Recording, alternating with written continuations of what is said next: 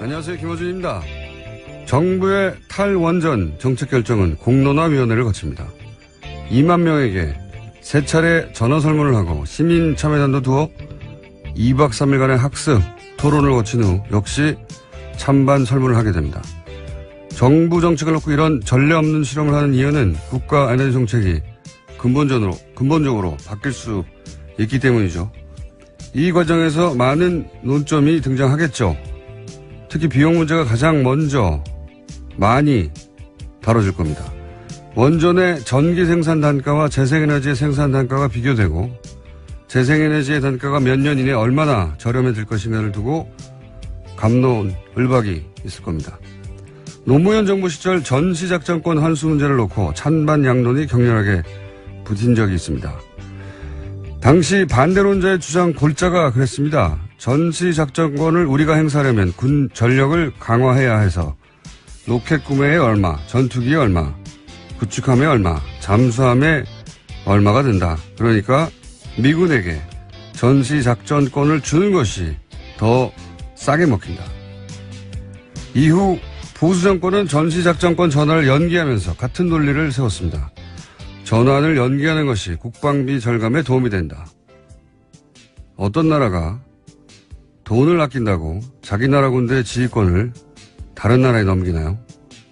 돈이 싸게 먹힌다고 자국민들에게 목숨을 걸고 전장에 나가라 명령하는 권한을 다른 나라에 주자는 발상을 아무렇지도 않게 하는 사고방식.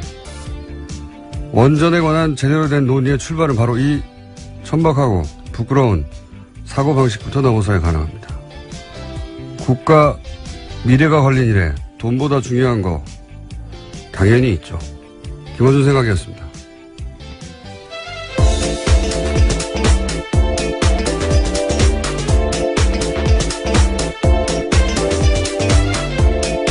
시사인의 김은지입니다. 목소리가 오늘 목소리가 아닌데요? 어떤 의미신가요? 목소리가 맑아요. 아, 네. 말단이 감사합니다. 네. 그래도 크게 맑지는 않습니다. 네, 동의합니다. 자, 시사인의 네. 김은지 기자 했나요? 네, 했습니다. 제가 맑지가 않습니다. 정신이. 자, 첫 번째 뉴스는요? 네, 오늘 이재용 삼성전자 부회장의 재판이 마무리됩니다. 지난 2월 28일 재판에 넘겨진 이재용 부회장의 결심 공판이 오늘 오후 2시에 열리는 건데요. 먼저 특검이 구형을 통해 형량을 제시하게 됩니다. 이어서 변호인단이 최종 변론을 하고 이재용 부회장 등 피고인들이 최후 진술을 합니다. 최근 대법원 규칙 개정이 바뀌어서요. 주요 사건 1심, 2심 선고 생중계 가능해졌는데요. 이달 말로 예정된 이 부회장의 선고가 중계될지 여부도 관심을 갖고 있습니다. 한 5개월 걸렸네요. 5개월 걸렸고, 예. 결심 공판이라는 게 이제 재판이 완전히 끝나는 게 아니라, 공방은 끝이 나는 거죠, 이제. 네, 이제 선고만 남은 상태입니다. 네. 그래서 이제 여기서는 구형을 하는 거죠. 예. 네, 검찰이 봤을 때 얼마 정도, 그러니까 지금은 예. 특검이죠. 특검이 형량을 제시하게 되는 겁니다. 검찰의 주장을 먼저 하고, 예. 그리고 나서 통상 한 2주 정도 있다가 재판부가 선고를 하겠죠. 예, 검찰이 뭐 10년을 요구했는데, 판사가 생각하기에는 5년이다. 뭐 이런 식의. 그러니까 오늘 아마 2시 이후에 나오는 형량은 그걸 보고 이제 뭐 5년이든 몇 년이 구형이 되면, 5년을 사는구나 생각하실 수 있는데 그건 아니다. 예, 검찰의 주장, 그러니까 특검 쪽의 주장인 거죠. 네. 판단이라고 볼 수 있습니다. 그래서 이제 구형과 선고가 다른데, 뭐 여전히 헷갈리는 경우가 많습니다. 오늘은 이제 구형만, 검찰의 주장만 있는 날입니다. 이 부분은 저희가 잠시 후에 주진희 기자 연결해서, 예, 주진희 기자가 삼성 사실 전문이었거든요. 오랫동안. 전문도 많아요. 예. 삼성 전문 기자로 10년 이상 살았기 때문에 잠시 후 연결해서 미니 한번 해보겠습니다. 자, 관련한 뉴스들이 좀 있습니까? 네, 지난주 금요일 이재용 부회장 재판에서 특검팀이 박근혜 전 대통령 조서 일부를 공개했습니다. 검사가 2015년 7월 25일 두 번째 녹취에서 이재용 부회장에게 승마협회 운영을 잘못하고 있다고 질책했냐고 박근혜 전 대통령에게 물었자 박 전 대통령 대답은 이렇습니다. 어이가 없다. 내가 어떻게 질책을 하냐라고 답했다라는 건데요. 질책하지 않았다라는 진술을 한 겁니다. 뿐만 아니라 박근혜 전 대통령은 제가 제의해서 삼성이 승마협회를 맡았는데 고맙게 생각해야 하지 않겠냐라고 되묻기도 했다라는 건데요. 이 진술은 이재용 부회장이 지난주에 재판에서 박근혜 전 대통령이 크게 질책해서 매우 당황했고 이후 승마 지원을 챙겼다라는 취지의 내용과는 상반되는 내용입니다.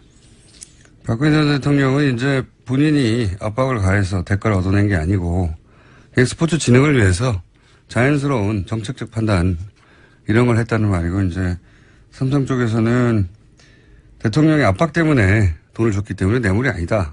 예. 이런 이야기를 하는 거죠. 상반된 주장이 있고 이 결론은 대략 2주 후에 납니다. 2주. 예. 네, 구속 만기가 27일이어서요. 네. 그 전에 날 것으로 보입니다. 뭐 대략 한 24, 5일 되지 않을까 싶은데 2주 후에나 결론이 납니다. 1심 결론이죠 물론. 자, 다음 뉴스는요. 네, 국가정보원 적폐청산 TF 관련된 소식도 계속 전해드리고 있습니다. 이와 관련해서 또 뉴스가 나왔는데요. 2009년에서 2012년 당시 국정원이 민간인으로 구성된 사이버 외곽팀 구성했다라는 건 전해드린 바가 있습니다. 그런데 별도로 그 밖에요. 온라인 여론조작팀을 운영한 사실이 파악돼서 조사 중이라는 겁니다. 그러니까 이미 드러난 사이버 외곽팀 30개는 국정원 전체 여론조작 조직의 일부에 불과하다라는 겁니다. 제가 그렇지 않습니까? 네. 다가 아닐 것이다. 예, 적폐청산 TF 들어가시는 것도 방법이실 것 같습니다. 여기에 지난번에 이제 윤 목사 실제 밝혀져서 구속이 된 윤 목사 같은 경우는 종교단체 일부도 여기에 참여한 것으로 알고 있고 또 나름 지명도 있는 소위 농객이라고 불리던 보수 농객이라고 불리던 사람들 또는 뭐 보수 인사들 그러니까 이제 일반인들 직업을 가진 일반인들이 아르바이트로 잠시 한 수준의 3,500여 명 정도라고 1차로 밝힌 인원 이외에 별도의 조직이 있을 것이다. 네, 그렇게 조사하고 있다라는 겁니다. 파악하고요. 그때 당시 이제 보면은 온라인에서 이런 그러니까 포털이나 대형 커뮤니티에 글을 쓰는 조직들 말고 또 트위터에서나 SNS 뭐 페이스북 가능한 모든 온라인 공간에서 이런 활동이 있었거든요. 그러니까 뭐 그리고 여러 레벨에서 그냥 단순한 댓글 혹은 뭐 포털에서 댓글뿐만 아니라 아예 스스로 글을 창작해내는 수위에서도 있었기 때문에 저는 대단히 광범위한 왜냐하면 이 온라인 여론을 조작하는 팀 자체가 커졌어요 당시에. 처음에 심리 전단에서 출발해서. 네, 그렇죠. 심리 전단이 아니라 국으로 바뀌고, 인념도 바뀌고, 관리 조직 자체도 그렇게 어마어마하게 커졌는데, 당연히 훨씬 더 큰 조직이 있었을 거라고 봅니다. 네. 네, 그래서 국정원 댓글팀도요, 그 당시에 특별수사 하면서 2013년에 국정원 메인 서버 압수수색 영장 받아서 갔었는데 국정원의 거부로 서버 확보에 실패한 바가 있습니다. 그런데 이번에는 적폐청산 TF가 이 메인 서버를 분석해서 조사하고 있기 때문에요. 관련해서 검찰로 넘어갈 수도 있다라고 보고 있습니다. 메인 서버에는 다 남아있겠는가 뭐 그런 생각도 듭니다. 예. 일부 있겠지만 여하간 여태까지 밝혀진 바로는 별도의 조직이 더 있다. 예. 또 관련 뉴스가 있나요? 네, 또 이렇게 사람들이 많은데 왜 이제까지 안 드러났을까에 대한 의문들을 가지실 수 있을 텐데요. 관련한 보도들이 또 있습니다. 국정원은 사이버 외곽팀에 참여한 민간인들에게 개별적으로 보안 서약서 받았다라고 합니다. 또 민간인들끼리 다른 팀의 존재를 알지 못하도록 국정원 직원이 이들을 점조직으로 관리했다라고 합니다. 간첩이죠, 간첩. 자국민을 상대로 한 여론 조작하는 간첩. 그렇게 저는 보입니다, 사실은. 네.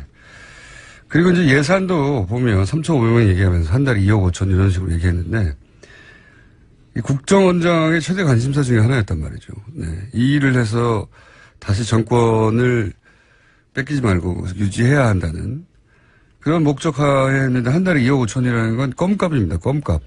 정말 국정원의 방대한 조직 어마어마한 예산에 비하자면 국정원 최대 관심사에 이 정도밖에 돈을 안 썼다는 건 뭐 도저히 저는 3,500명의 전부가 아닐 거라고 생각이 들고 그리고 이제 보안 서약서를 받아가지고 소위 제가 했어요라고 손들고 나온 사람이 없었다는 거죠, 과거에. 네, 처벌받거나 혹은 뭐 문제 제기를 할 수 없도록 만들었다라고 하는 것으로서 근데 보이는데요. 이제 실제 이렇게 일한 사람들이 나와서 내가 누구로부터 어떤 식으로 지시를 받았고 어떤 활동을 하였다 말단에서 그런 사람을 사실 찾아야 되는데 좋은 방법이 있어요. 예. 이 포상금을 거는 겁니다. 누구에 대한 나와서 내가 보안사역서를 쓰고 그런 아르바이트를 했다는 사람한테 면책을 주고 포상금도 1억 이상 줘요. 예. 1억 이상.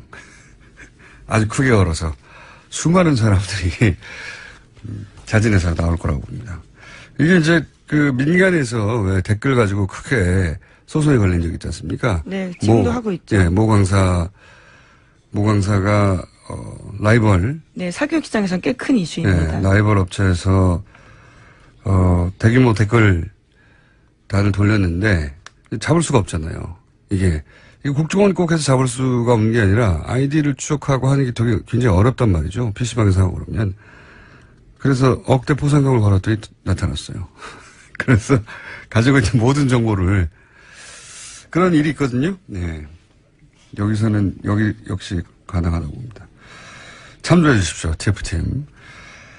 자, 또 있습니까? 다른 뉴스가? 네, 이명박 전 대통령 쪽 반응에 대한 뉴스도 있는데요. 공식 반응을 내놓진 않았지만 측근들이 정치보복이라면서 반발하고 있다라는 겁니다. 이명박 전 대통령 쪽 한 인사는 대응할 가치조차 없다. 국정원이 그렇게 할 일이 없냐라는 불쾌감을 감추지 못했다라고 하고요. 댓글팀이 없었다는 겁니까?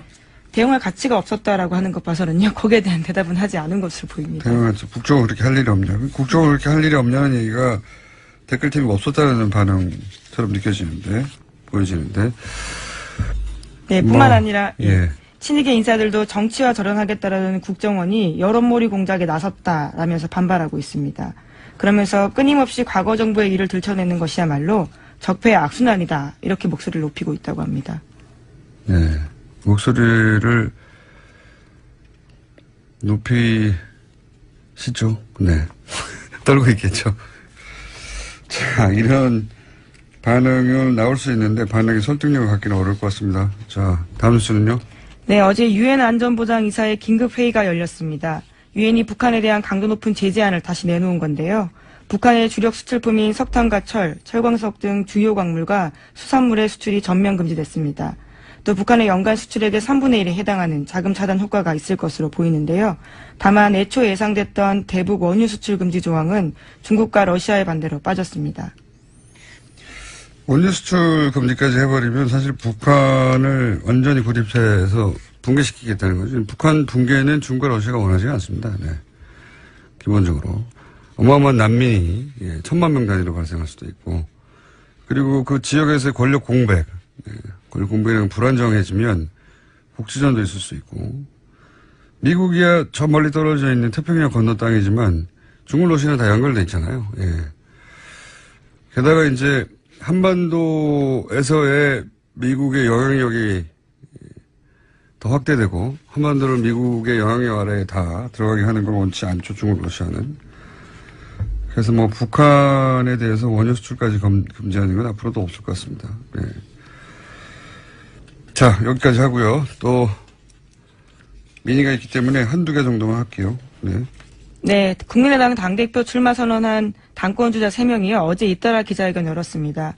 안철수 전 대표의 출마 정당성 여부를 놓고 설전을 벌인 건데요. 먼저 안철수 전 대표는 이렇게 말했습니다. 심장이 정지돼 쓰러진 환자는 전기 충격을 줘야 살아난다.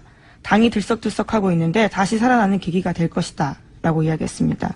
또 독배를 마시는 심정으로 출마했다면서 자신은 당과 운명을 같이 하겠다라고도 밝혔는데요. 이에 대해서 천정배 전 대표와 정동영 의원이 비판했습니다. 천정배 전 대표 같은 경우에는요. 누울 자리를 구분하지 못하는 몰상식한, 몰염치한 출마다라고 비판을 했습니다. 뿐만 아니라 대선에서 패배한 후보가 다시 들어간다는 것은 구태 중의 구태다라는 이야기도 했습니다. 정동영 의원 같은 경우에는 지난 1년 6개월간 사당하의 그늘에서 지지율 성적표가 5%가 되었다면서 이런 지도력으로 1, 2년 더 당을 이끈다고 하는 것은 소멸로 간다. 이렇게 비판했습니다. 당대표 자리를 놓고 이제 다투는 분들이니까, 이놈 이런 반응들이 격하게 오가는 거죠. 예. 전기 충격을 줘야 살아난다. 본인이 전기인 거죠. 뭐 지금의 비유로 보면 그렇습니다. 예. 본인이 전기 장어 정도 되는. 네, 환자는 지금 국민의당을 뜻하는 거고요. 예. 전기맨 선언이네요. 예. 안철수 전 대표 정치인이 다 됐어요. 예. 원래 이제 제가 오랫동안 만나본 정치인들이 다른 직업군과 가장 큰 결정적인 차이점이 뭐냐면 어떤 불리한 상황도 자기 합리화를 한다는 거거든요. 예. 그게 안 되면 정치를 못 해요. 사실은. 굉장히 특별한 정신세계를 가진 분이죠. 태양이 자기 중심으로 도는 거거든요. 안철수 대표의 출마는 국민의당 태양은 나를 중심으로 둔다는 선언이죠. 예. 전기맨으로서. 여기까지 하고, 왜냐하면 저희가 또 이상돈 의원을 연결할 거기 때문에. 자, 민의로 준비한 주진우 기자. 아까 얘기한 삼성 관련해서 연결해 보시죠. 삼성 이재용 부회장 5개월간 재판이 오늘 2시에 결심 공판을 끝으로 이제 마무리가 되는 거죠. 삼성과 특검, 네, 오랫동안 취재해온 주진우 기자 연결해서 이재용 부회장의 뇌물공여 재판 요약해서 좀 짚어보겠습니다. 주진우 기자. 안녕하십니까. 네, 어색한 주진우 기자 연결됐습니다. 자, 네.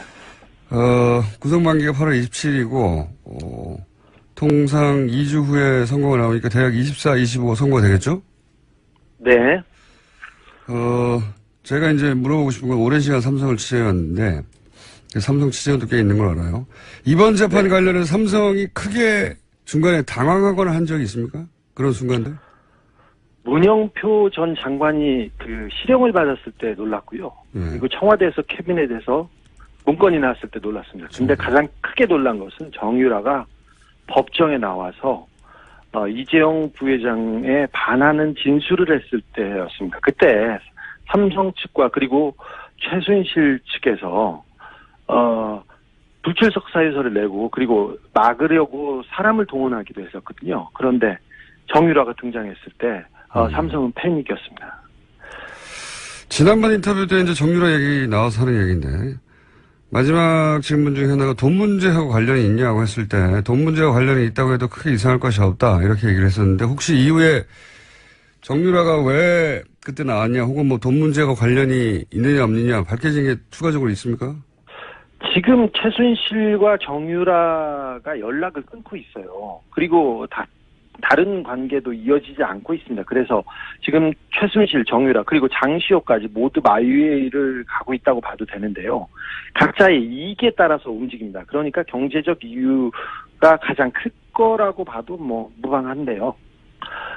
지금 돈 문제나 그런 문제가 지금 상태에서는 별 문제가 없이 그냥 수면 아래로 가라앉았는데 언제든 다시 떠오를 겁니다. 그 문제로. 특검 가서 정유라 씨가 돈 문제가 있다 이런 걸 밝힌 건 없습니까? 비슷한 얘기를 하긴 했으나 그게 뭐 핵심 쟁점은 아니었습니다. 특검에 가서 돈 문제가 뭔가 있긴 있다는 말을 하긴 했다. 예. 네. 가족 간에. 그리고 이 뇌물죄, 특히 재벌이 연루된 뇌물죄 경우는 결정적 증거가 과거에도 안 나왔기 때문에 결국 포괄적 뇌물 수수라고 하는 법리가 나왔어요. 예. 이 재판 기간 중에 이재용 부회장의 불리한 진술 증거가 추가 나오는데 한번 정리를 해보자면 문영표 시형 나온 게 있고요. 네. 그리고 김종 전 차관의 진술도 있었죠. 대표적 진술이 뭐가 있었죠?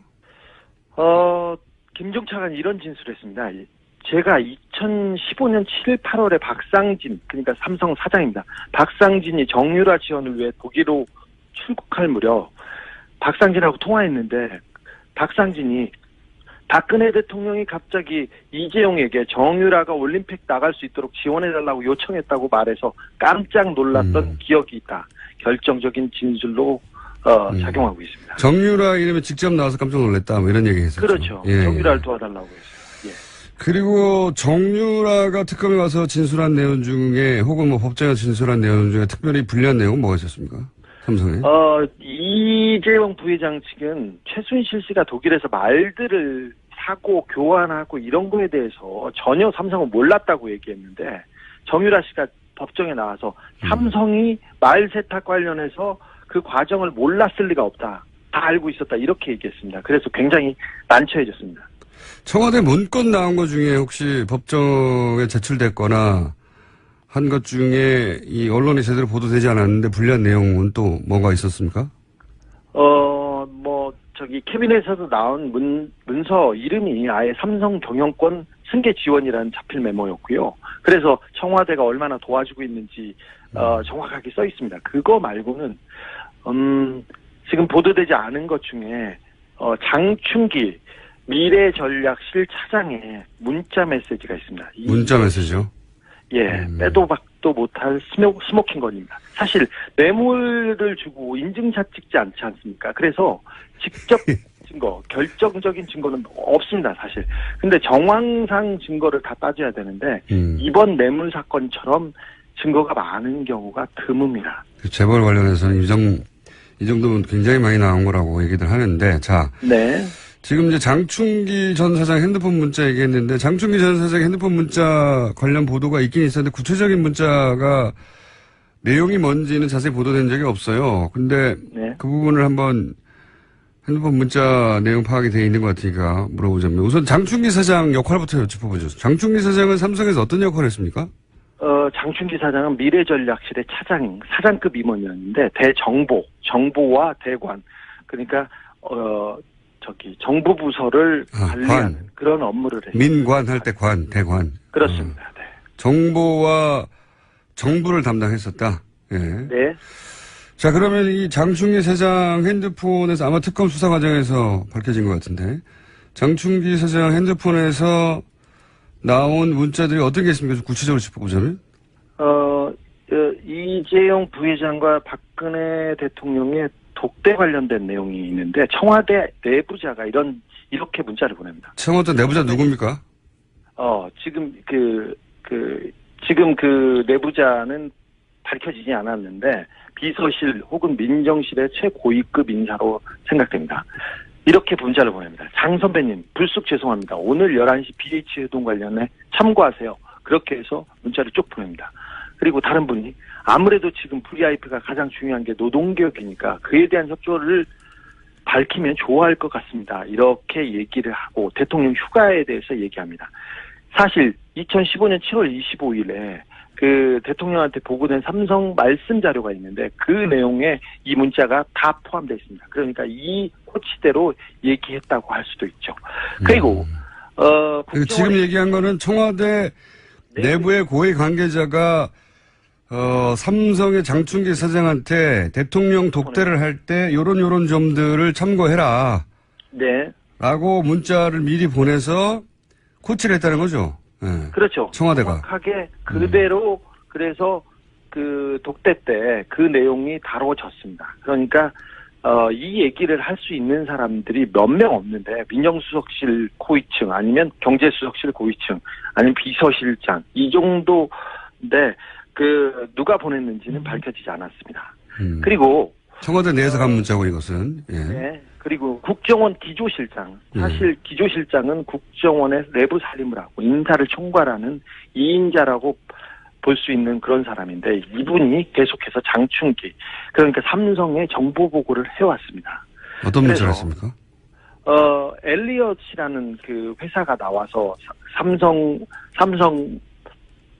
삼성의 합병에 걸림돌이 됐을 때 이렇게 보냅니다. 이현수입니다. 엘리엇은 1977년에 어디에서 시작됐고 자산이 어느 정도 됩니다. 그래서 한국은행, 홍콩에서 관리하고 있는 내부 상황은 철저하게 통제돼 있는데 제가 더 알아보고 자세한 것은 나중에 보고하겠습니다. 이런 문자를 보냅니다. 또 이런 문자도 보냅니다. 복 많이 받으셨습니까? 지난해에는 사장님의 회사의 지원으로 우리나라가 안정되었지 않았나 생각합니다. 감사드립니다. 또한 자료는 아주 유용하게 활용되고 있습니다. 이 또한 감사합니다. 올해도 변함없이 이렇게 하면서 이현수 배상 이렇게 올립니다.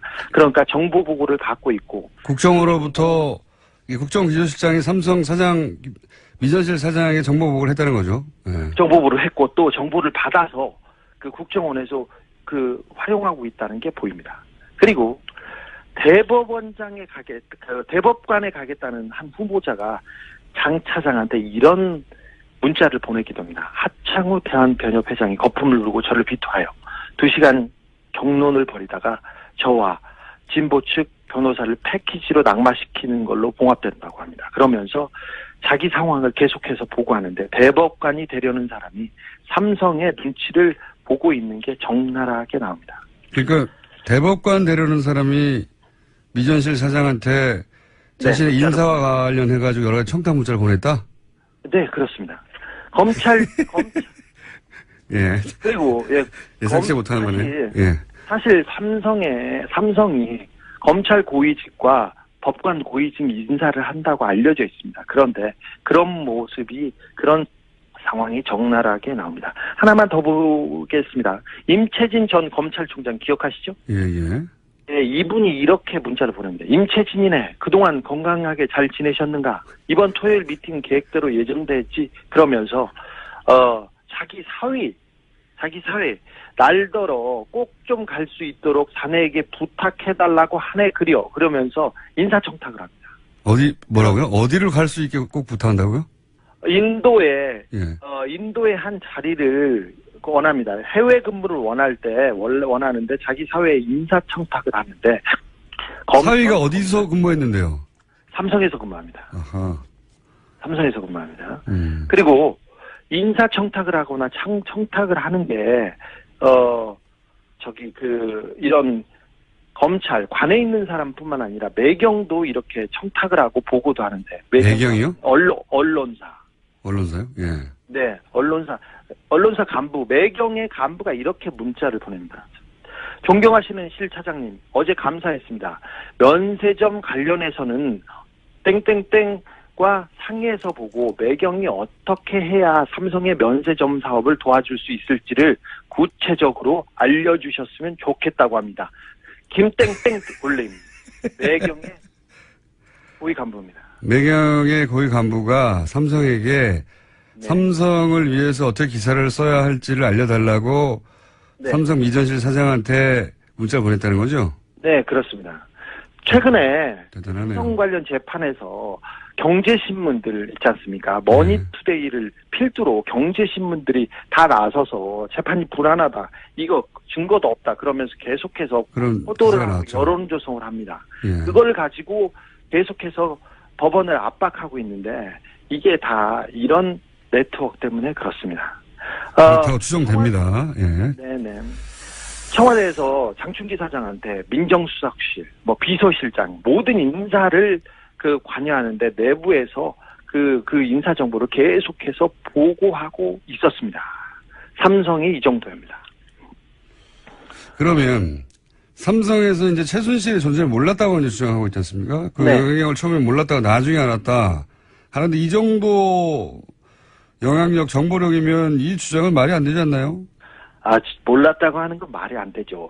사실 한화 김승현 회장의 아들이 특검에 나왔었죠. 그때 폭행 사건으로 구속되어 있었어요. 근데 김승현 회장의 아들은 승마 선수였고 정유라와 함께 금메달을 따기도 했죠. 아시안 게임에서. 그 사람이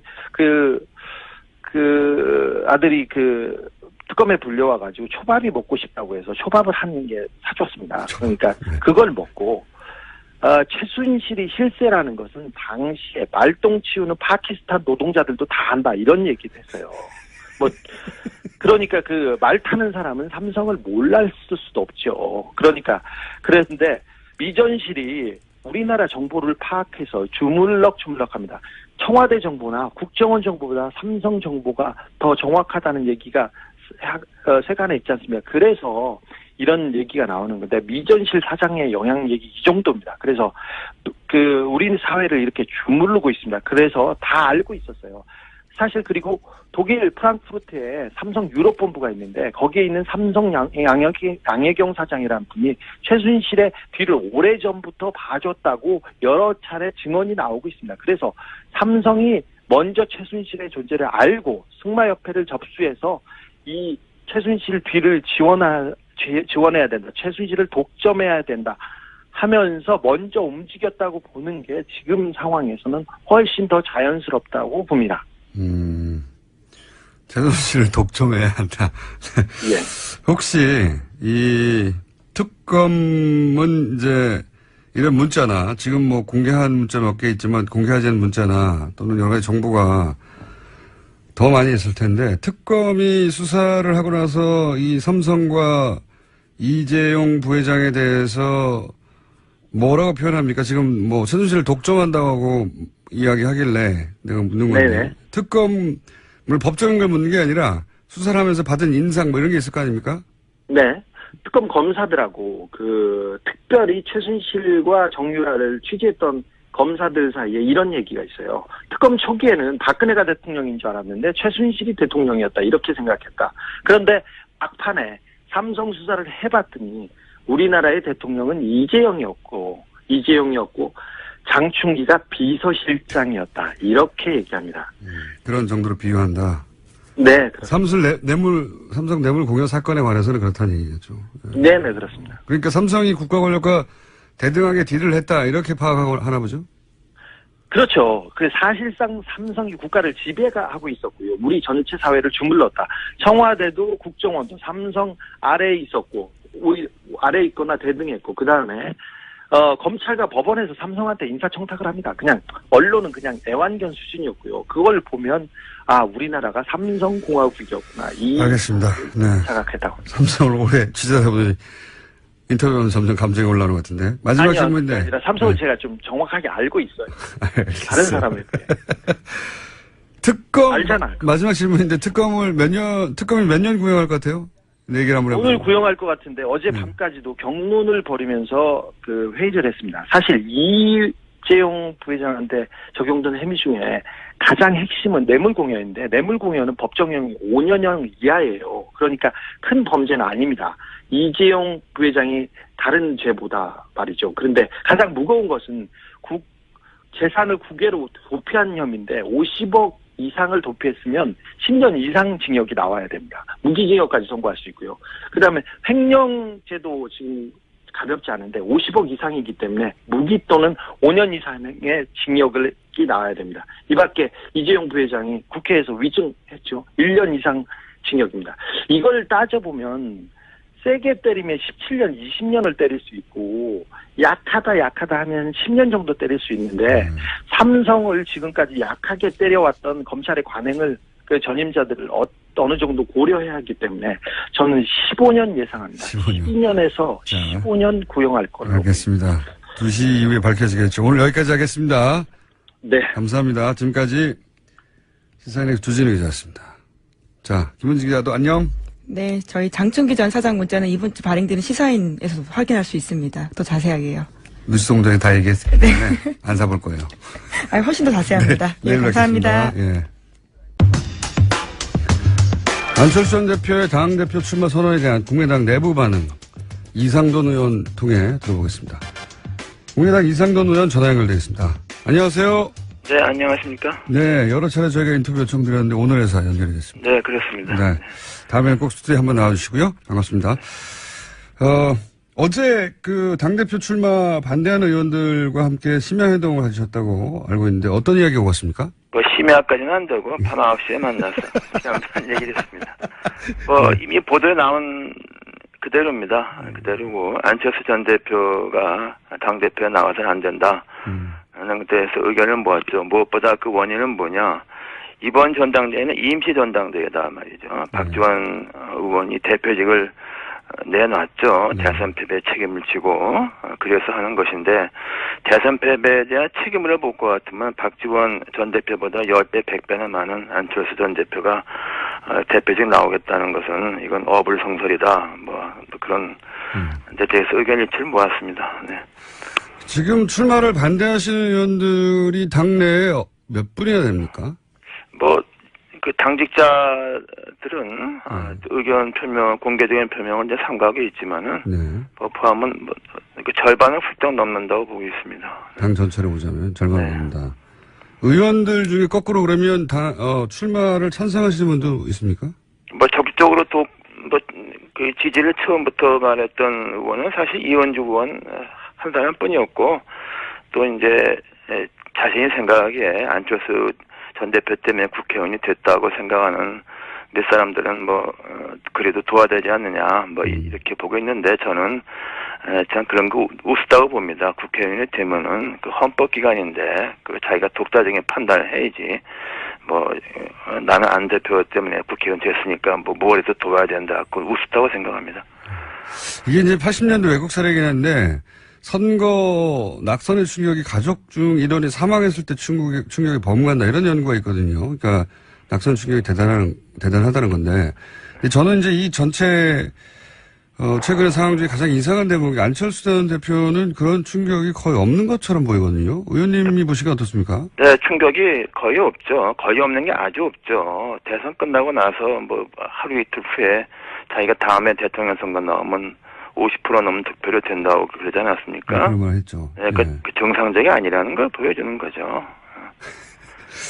이런 말, 노사모 같은 조직이 없어 패배했다거나, 결선 투표제가 도입됐더라면 이번에 본인이 1위 했을 수도 있다, 이런 발언도 했어요. 그러니까, 본인 대선 패배의 원인을 본인이 아니라 다른 데서 찾는 걸 보니까, 대선의 패배를 있는 그대로 받아들이지 못하고 있는 걸까요?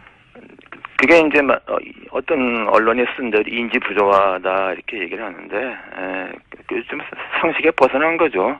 그래도 안철수 전 대표가 국민들한테 좀 남아있는 좋은 이미지가 깨끗한 정치를 상징한다든가 겸손함 이런 게 있었는데 그런 건 다 없어졌고 남아있는 것은 인지 부조화, 터무니없는 나르시즘 이런 거밖에 남아있지 않는 것 같습니다. 불행한 일입니다.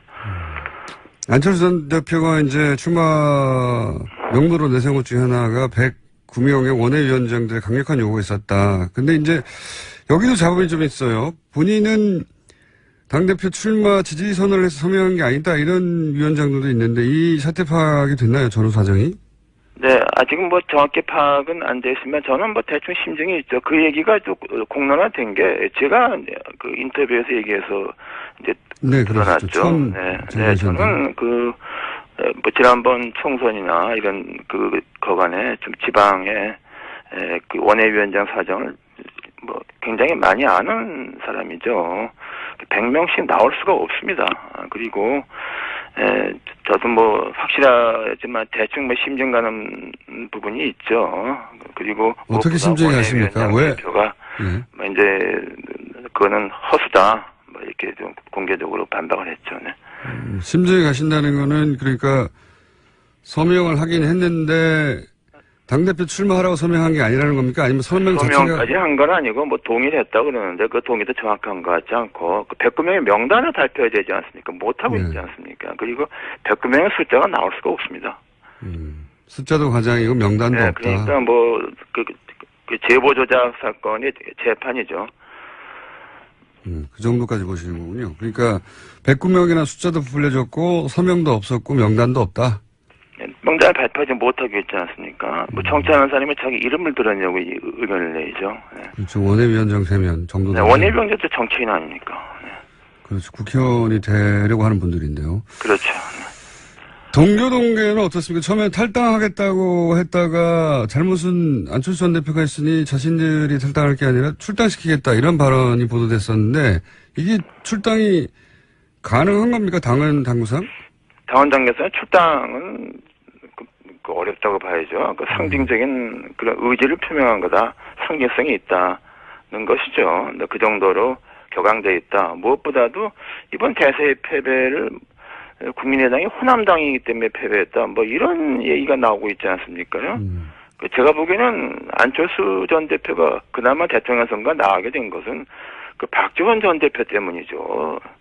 1년 동안 박지원 전 대표가 안 대표를 전폭적으로 밀어서 대선까지 간 거 아닙니까? 이건 어떻습니까? 지금 이제 물론 이것도 다 분석인데 언론들이 잘 이해가 안 가니까 이런저런 분석을 내놓습니다. 그러니까 당을 이제 호남 의원들이 다 장악을 해버리면 본인의 안철수 전 대표 본인의 입지가 사라질 것 같아서 그래서 출마했다 이런 분석이 있는데요. 그런 해석도 가능하다고 보는데요. 사실은 안철수 전 대표의 입지가 지금 앞으로 있겠습니까? 솔직히 말씀드려서 이제 지난번 대선 토론 때 이미 다 드러났지 않습니까? 이미 저는 그렇게 봅니다. 네. 굉장히 야박하게 평가하시는군요. 그럼 이런 표현들은 어떻습니까? 극중주의라든가, 뭐 전기 충격에 의해서 당이 지금 주목을 다시 받고 있다든가, 또 뭐 안중근 의사를 비한다든가. 그거 좀 뭐 표현 같은 거, 예. 뭐 이렇게 신경 쓸 필요가 없습니다. 뭐 좀 심하게 말하면은 혹시 뭐 영어 단어에 뭐 불시시라는 영어 단어 있지 않습니까? 그 정도밖에 안 되는 거고, 그게 뭐 비중을 둘 필요가 없습니다. 말이 안 되는 얘기죠. 네. 굉장히 화가 나신 것 같은데. 그러면 진짜 이유는 뭘까요? 이제 국민의당 소멸 때문에 나왔다. 뭐 호남 의원들에 대한 당 장악을 우려했기 때문이다. 지방선거에서 공천권을 쓰려고 한다. 뭐 등등 이제 이해가 안 가니까 여러 언론이 여러 방식으로 이유를 분석하고 있는데 의원님이 보시기에는 진짜 이유가 뭐라고 보십니까? 그냥 진짜 이유는 이해가 안 되는 거죠. 그 어떤 언론이 뭐 이른바 인지 부조화증에 빠졌다. 뭐 그게 정확한 분석이라고 봐야 되는 거죠. 뭐 그거 외에는 답이 없습니다. 대통령 선거 끝나고 나서 그 다음 날 내가 다음에 나가면 50% 넘어도 된다고 말하는 사람은 그 이해가 됩니까? 그 이해 안 됩니다. 제가 대통령 선거 지난번 끝나고 2012년 그해 가을에 문재인 대통령이 저하고 한 두 번 저녁을 초대한 적이 있는데 제가 느끼기에 그 10월 달인데도 불구하고 문재인 대통령은 그 당시 대선 후유증에 아직 그 굉장히 가위 눌린 같은 상태에 있는 걸 제가 느꼈어요. 그게 정상입니다. 그렇죠. 그런 과정을 거쳐야 다음에 정치적으로 재개하는 거죠. 그렇긴 한데 보통 뭐 통상 큰 선거에서 지고 나면 뭐 지지자들은 울고 당사자들은 미안해하고 그러면서 한 1, 2년 정치활동하지 않다가 네. 스스로 그게 정상이죠. 네, 패배 오늘 곱씹고 뭐 그런 게 통상인데 대선 직후부터 노사모 조직을 찾고 그런 게 이상하긴 했습니다만 그게 쭉 이어지는 것 같기도 합니다. 지금 상황에서 그런데 출마는 말릴 수 없을 것 같은데 출마하게 되면 결국 그래도 안철수 전 대표가 직전에 대선 후보였고 하니까 당선될 가능성이 높지 않겠습니까? 아니, 그거는 일단에 그 정동영 의원과 천정배 의원의 거취를 봐야 된다고 봅니다. 참고 삼아서 저는 뭐 정동영 의원이나 그 천정배 의원이 당대표 되는 거를 뭐 반대하는 것도 아니지만 지지하는 것도 아닙니다. 다만 문제는 당이 이렇게 한 사람의 일종의 나르시즘에 흔들려서 이게 안 돼, 공당이 아니다. 이런 생각이고요. 그래서 일단은 그 정동영 의원과 천정배 의원이 오늘 내일 며칠 동안에 그 두 사람의 결심을 일단 봐야 됩니다. 그건 누가 말할 수 없고 본인의 결심이죠. 과연 단일화를 나갈 것인가, 단일화를 말씀하시는 부산시킬 것인가, 단일화할 것인가, 뭐 이걸 저간 그 두 사람의 결심을 봐야 됩니다. 네. 그 말씀은 그러면 두 분 중에 한 사람으로 단일화되면 안철수 전 대표하고 대결구도가 섰을 때 그 단일화된 혹은 뭐 남은 한 사람을 지지 선언할 수도 있다 이런 말씀이시네요? 아니 저는 뭐 지지 선언 저 개인은 뭐 지지 선언을 떠나서 전 기본적으로 당이 이렇게 해서는 안 된다. 헌법기관이 국회의원 헌법기관인데 40명이 있는 그 집단이 이런 게 도대체 이게 상식에 어긋나는 일이죠. 하여튼 저는 그래서 어떤 원칙적인 입장에서 말씀드리는 건 이제 말하는 겁니다. 지지 선언까지는 아니더라도 누군가를 지지한다기보다는 안철수 전 대표 당선은 안 된다는 낙마 선언을 하시는 건가요? 그러니까 말하자면? 낙마 선언 반대 선언이죠. 선언. 반대죠. 그래서는 안 된다. 그리고 이 모든 책임 있는 사람이 뭐 의사로 나서는 거죠. 그건 얘기가 안 되죠. 그런 소위 이제 낙마 선언 혹은 뭐 반대 선언을 할 의원분들이 당내에 많습니까? 아니 그런 게 지금 말씀드렸잖아요.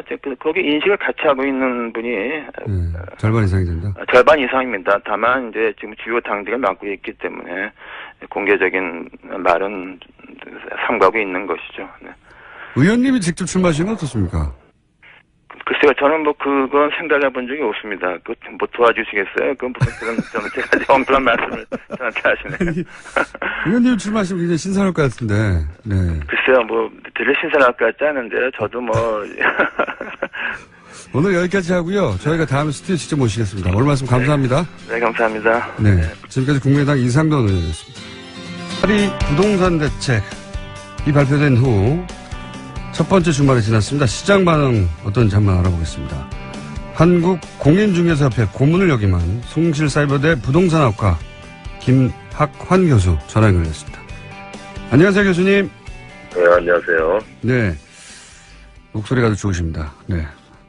이 대책 내용이 상당히 강하다라고 하는 언론 보도들이 있는데 우선 주요 내용이 뭔지 그리고 얼마나 강력한지 한번 여쭤보겠습니다. 우선 주요 내용이 뭡니까?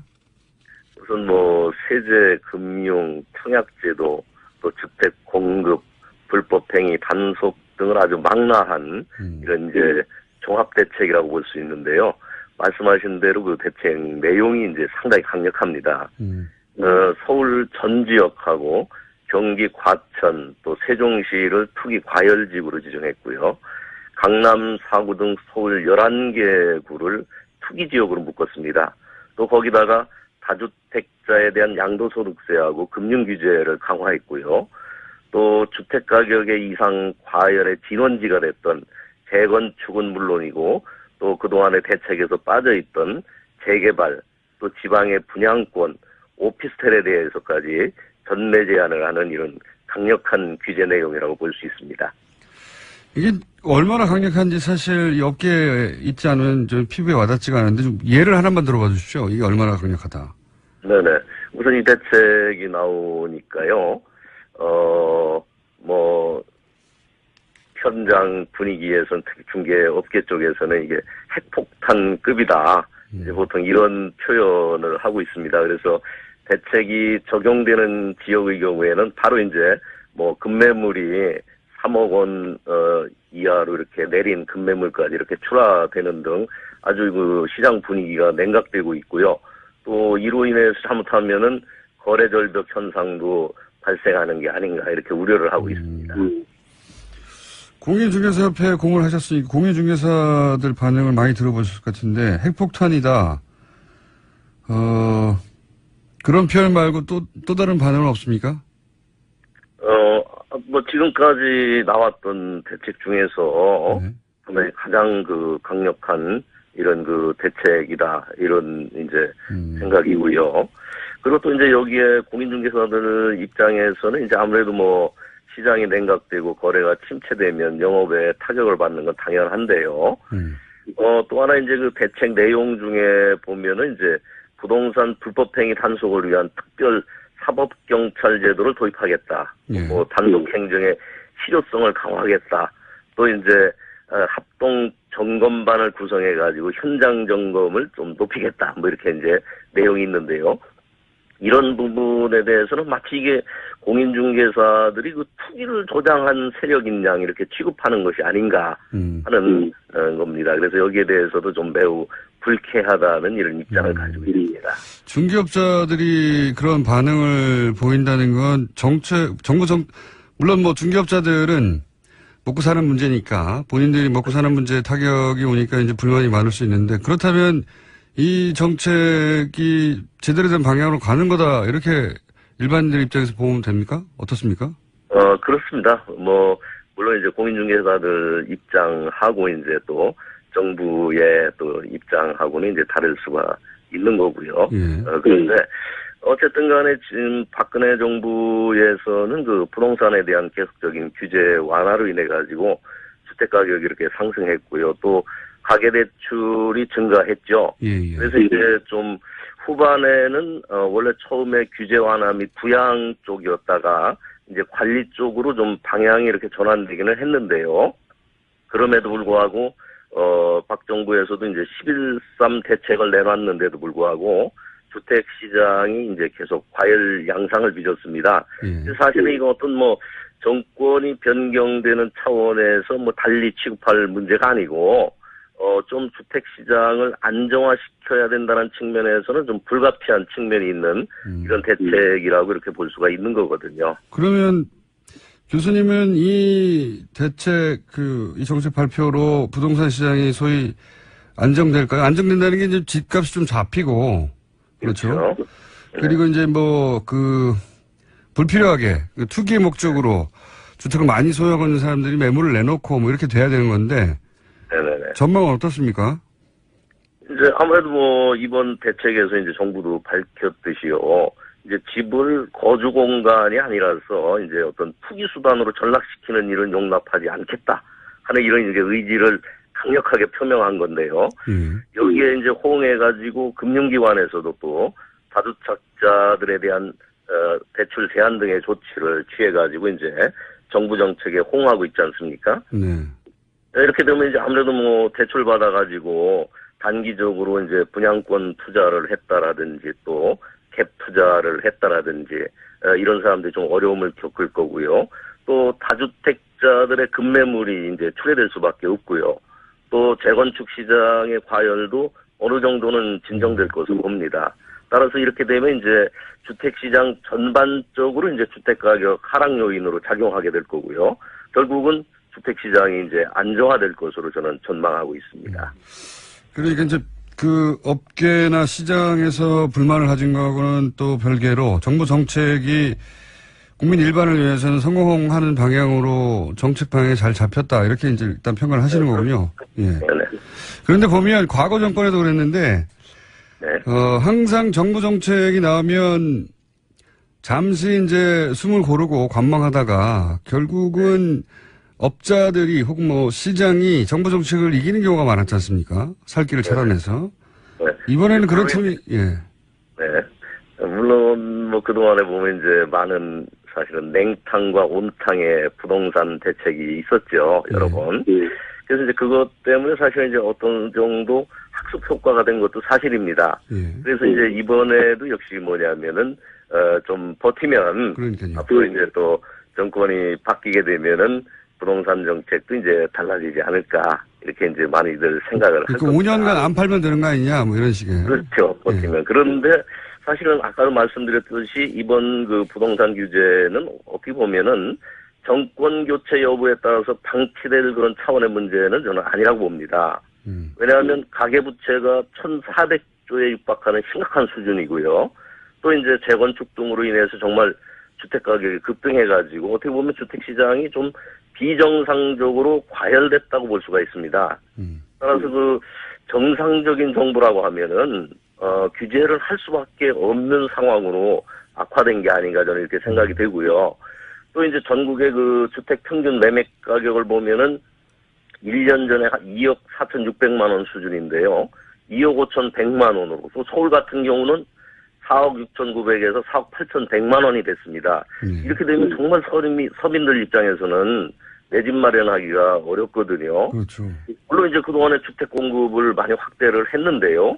그러나 보급률이 100%를 넘지만은 실제 자가 보유율이나 점유율을 보면은 60% 수준에 불과하거든요.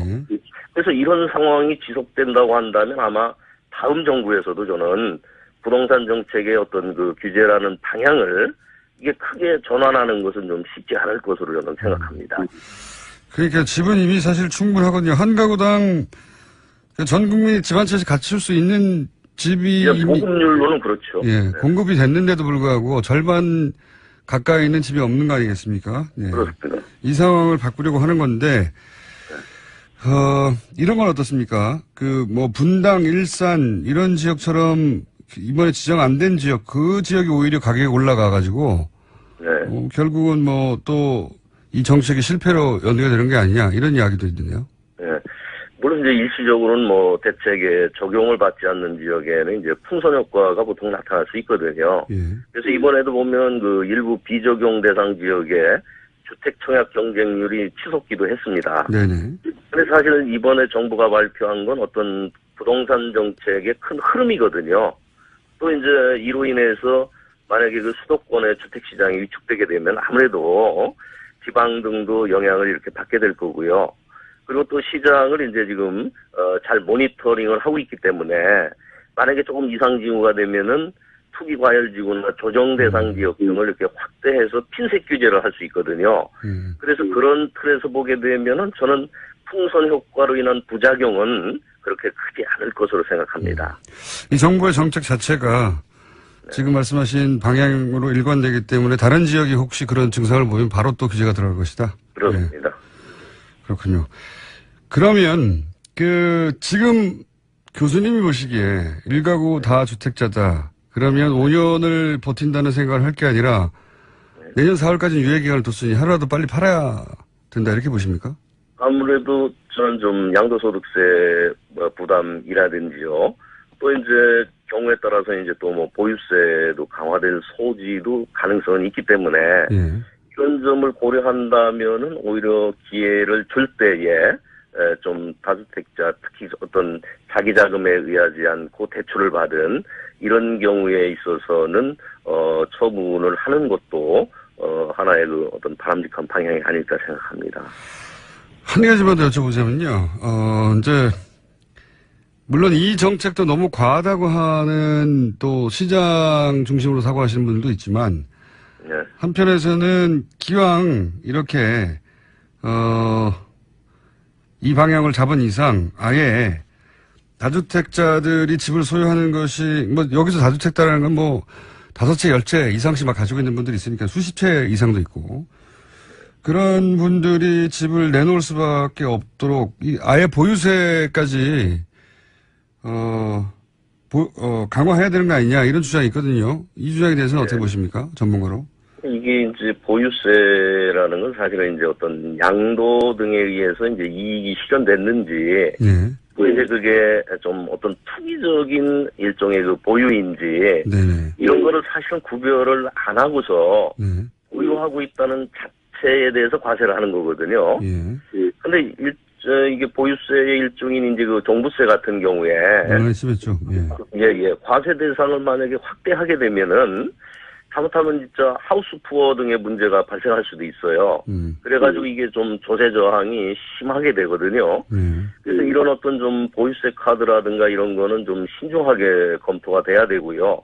그리고 또 이번 대책이 이제 상당히 좀 종합적인 대책이고 강력한 것이기 때문에 좀 시장 상황을 좀 지켜보고서 만약에 이 대책으로 인해서 정책 효과가 뭐 충분히 난다면 더 강력한 카드까지 이렇게 한꺼번에 꺼내들 필요는 없지 않나 이런 생각입니다. 교수님 말씀은 이 정도 정책을 효과가 나면 보유세까지 갈 필요가 없고 거꾸로 얘기하면 이 정도 정책으로도 또다시 시장이 한동안 눈치를 보다가 과열되면 보유세도 고려할 수 있겠군요. 그렇습니다. 네네. 네. 한 가지만 더 여쭤볼게요. 마지막으로. 실소유자들이 이 정책으로 인해서 불이익을 당하거나 어려움을 겪을 수는 없을까요? 아무래도 실소유자 입장에서 이제 DTI, LTI 뭐 이런 규제에 의해서 조금 대출을 받아가지고 자기 자금이 이제 충분하지 않아가지고 내 집을 마련해야 되는 입장에서는 이제 좀 어려움을 겪을 수가 있고요. 그리고 또 이제 이번 대책에 보게 되면은 이제 1가구, 1주택자에 대한 양도세 비과세 요건 같은 것도. 2년 이상으로 바뀌었죠. 보유에서 이제 거주로 이렇게 바뀌었거든요. 이거는 어떻게 보면 좀 요번에 실수요 보호와 단기 투기 수요 억제를 한다라는 이런 그 대책하고 좀 안 맞는 것 같은 이런 생각입니다. 사실 그 보유를 안 하는, 하고 있으면서 거주를 안 하는 게 이제 여러 가지 사유가 있는 거거든요. 그렇죠. 한 가지 사유만은 아니죠.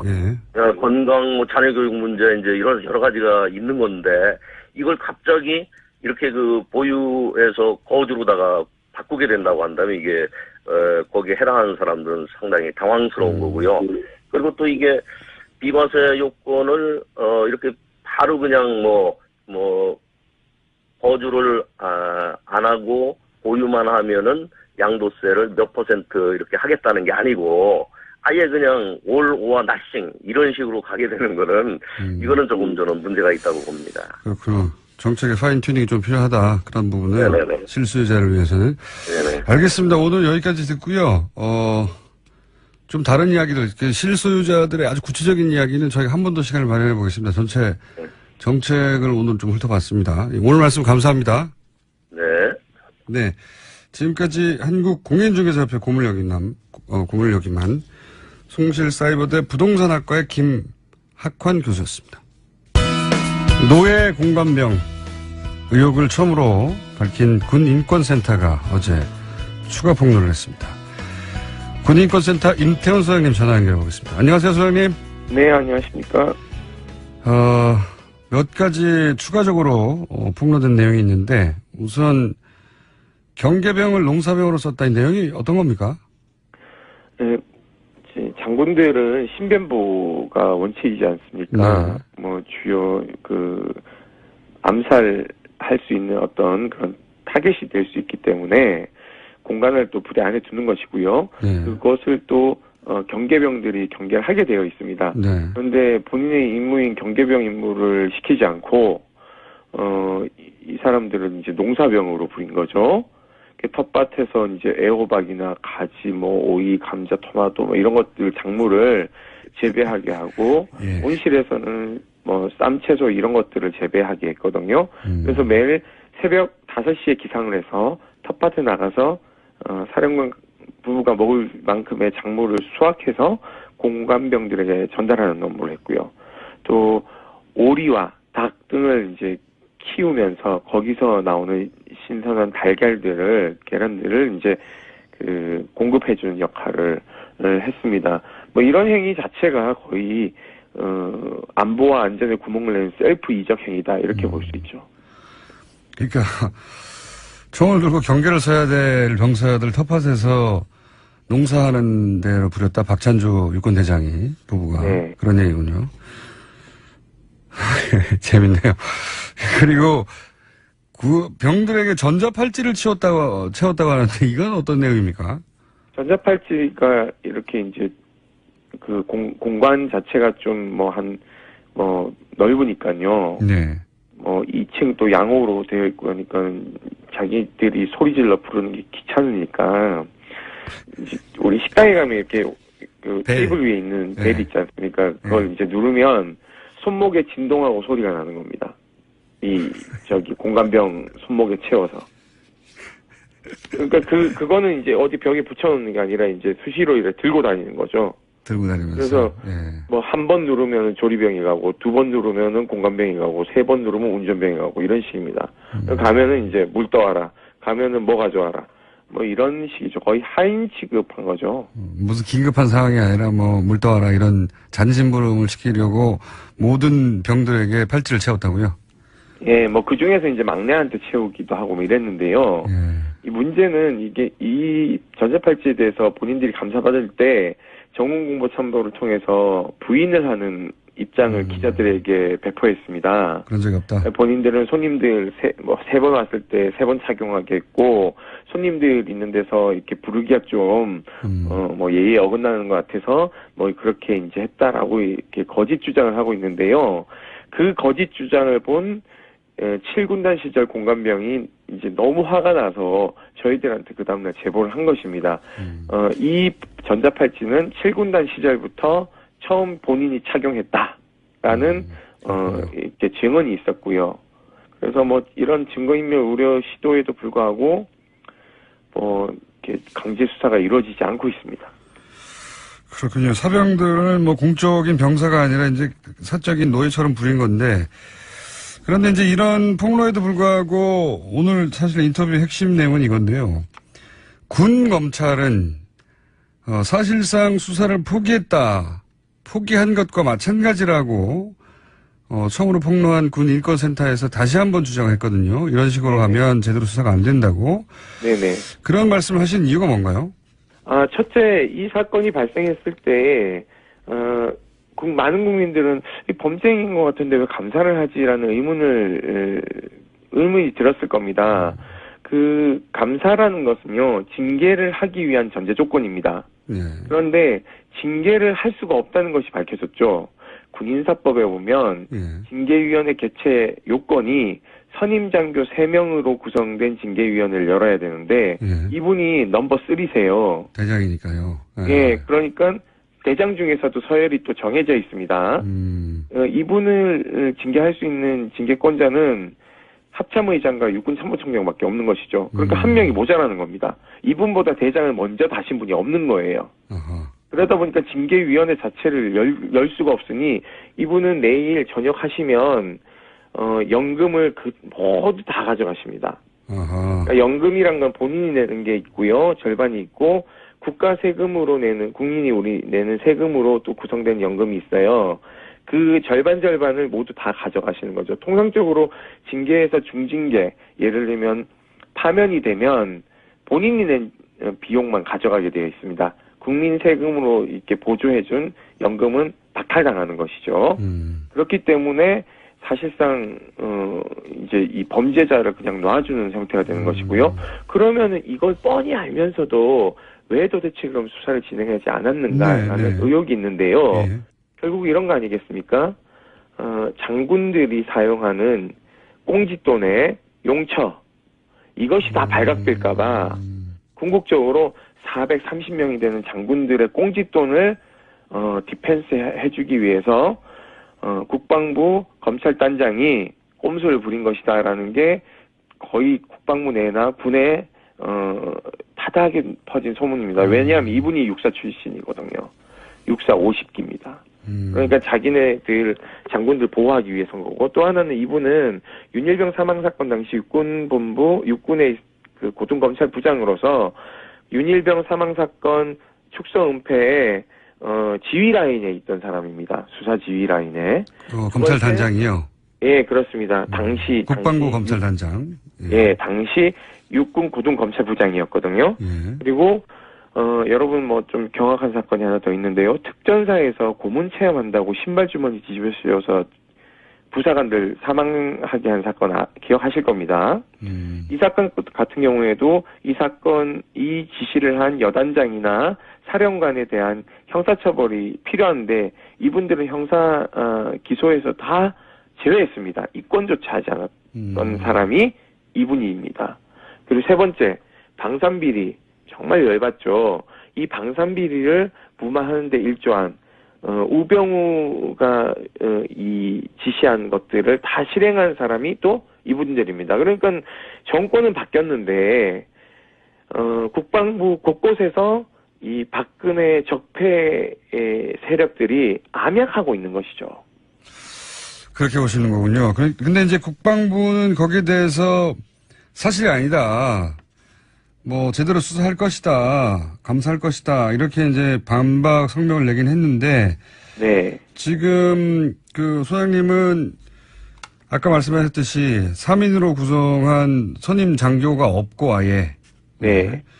그리고 지금 장군들이 쓰는 어떤 쌈짓돈이 있는데 이게 밝혀질까봐 두려워하고 그 사건이 워낙 커지니까 게다가 그렇죠. 육사 사실은 뭐 군의 주요 보직들은 육사가 다 차지하고 있죠. 육사 선배인 박사령관에 대해서도 봐주게 할 수밖에 없을 것이다. 이렇게 의심하시는 거잖아요. 네, 뭐 그런 것도 있고요. 네. 어제 뭐 대대적으로 막 30명의 수사관을 파견했다라고 얘기를 하지 않습니까? 네. 그런데 왜 도대체 30명을 파견하는데 압수수색 영장 하나 들여보내지 않았을까요? 이거 매우 중요한 건데요. 칼잡이가요. 칼을 두고 수사를 하러 간다? 예를 들어서 우리 집에 수사관들이 들이닥쳤다고 생각해 보십시오. 얘가 문을 열어줄까요? 안 열어줄까요? 수사관이 문 열어줘야죠. 아니죠. 압수수색 영장이 없으면 문을 열어줄 필요가 없습니다. 그 맞습니다. 예. 네, 그리고 문을 열어줬다 하더라도 영장이 없으면 옥상이나 이런 거 못 뒤집니다. 그냥 그렇죠. 제가 주는 차 한 잔 마시고 집에 가셔야 돼요. 그렇죠. 자, 그러면 사성장군 앞에 가서 압수수색 영장 하나 없이 별 4개짜리 앞에 수사관들이 전부 계급이 있습니다. 그렇죠. 뭐 상사이거나 뭐 준이이거나 이래요. 네. 하늘 차이가 나는 계급 앞에서 머리 조아리고 차 한 잔 얻어먹고 부대 공간 구경하다 올 일이지 이게 지금 국민 앞에서 쇼하는 거죠. 자, 보십시오. 김영란법 위반 소지가 있는 과도한 선물 세트, 전복, 인삼, 갈비 세트 이런 것들이 마구 들어왔대요. 그렇다고 하죠. 뇌물 네. 성격이 강합니다. 네. 두 번째, 공간에 냉장고가 9대, 10대 이렇게 되는데 이 공간에. 냉장고는 그냥 우리가 평범한 작은 냉장고도 아니고 영업용 냉장고도 있고요. 예. 이 비용은 도대체 어디서 나왔는지. 아, 거기 이런 공간에 그 대장 부부가 사는데 냉장고 10대였대요? 예, 9대. 저희는 9대? 10대로 폭로했는데요. 가서 감사관들이 보니까 9대가 있더라고, 얘기를 하더라고요. 두 사람 있는데 9대 영업용 냉장고가 있었다고요? 뭐, 김치용 냉장고 2대, 뭐, 문짝이 4개 달린 영업용, 그리고 가정용 4대, 뭐, 어허. 냉동고 전용이 1대, 뭐, 이렇게 있었대요. 그게 다 이제 선물용으로 받은 것들을 보관했을 것이다 이렇게 추정하시는 거죠? 그게 증언에 따르면, 예. 선물용 보관을 다 하다 못해서 창고에서 썩어 나가는 과일들도 많았고요. 아, 그리고 그거를 도저히 감당을 못해서 일주일에 한 번씩 다 공관병의 진술에 따르면 갈아엎었대요.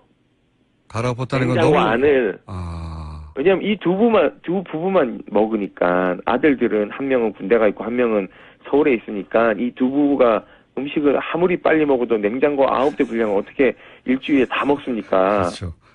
그러면서 공관병은 과일 한 쪽도 안 줬대요. 차라리 버리지 공관병한테는 먹으라고 하질 않았다. 버리면요, 버린 거, 기억력은 또 되게 좋대요. 기억력 되게 좋아서, 예. 갈치 어디 갔냐라고 물어보면 썩어서 버렸습니다. 그러면 찾아와! 라고 해가지고 그걸 뒤져가지고 찾아오면 너가 먹어. 이런데요.